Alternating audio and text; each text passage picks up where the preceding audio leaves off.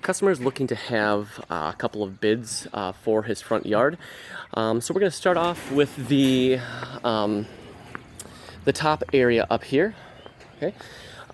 He wants a bid for us to overlay this, and we're going to give him a couple of different options. We're going to do Tupelo, and we are going to do Cortana, and why don't we do limestone as well, just as a, you know, instead of limestone, do bluestone. I'm sorry, do bluestone just as a third one. Okay, it does have a little bit of issues with some cracks and stuff, but he said it hasn't really done much since then. I probably want to lath this top area just to make sure it has something strong to grip into. So we're gonna bid it that way. As you can see right here, we've got a strip of concrete, you know, that the pad is sitting on going around here. We're going to take some veneer, either whether they go with bluestone or Cortana, or laurel, and glue it to the face here and then tuck point the joints to give it a nice clean look going all the way around. So we'll also bid to use the patio stone as the riser as well for these couple steps right here. Okay. So then that's the first part of the bid. Oh, hang on a second here before I go any further. If you notice, they have got veneer on their house right here and over here and right here. These are about just over 2x2 pillars.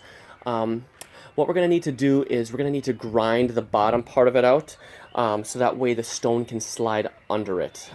They're irregular faces, and he's concerned about water, so I said that we can grind that out and get those pieces just slid in there to give it a nice finished look. So the outside of this is going to be framed with tread stock of whatever we happen to use, and then the insides will be obviously the patio stone. So. All right, so then the second part of this, and I'll turn around here, because this step is going to gain in height, the second part of this bid is this walkway area that we have going on right here. It's got 2 risers and then a sidewalk. Just bidding it using the same stone that we have over there. For the time being, why don't we use, just for ease, why don't we use Chilton and Weathered Edge Chilton as the risers for it. That's going to probably look closest to what their veneer that they have here is. They currently have Sandy Creek, so you could use that instead, or use something along those lines. I'm not quite he wasn't quite sure what stone they were going to use at this point, but because the third part of the bid is actually he's going to send us a plan that a landscape designer had done to redo these walls and to redo the edging along here. So whatever they choose to use for that, and we'll bid it as Chilton and Weathered Edge Chilton, because it's got some nice colors to it to match here. So that's what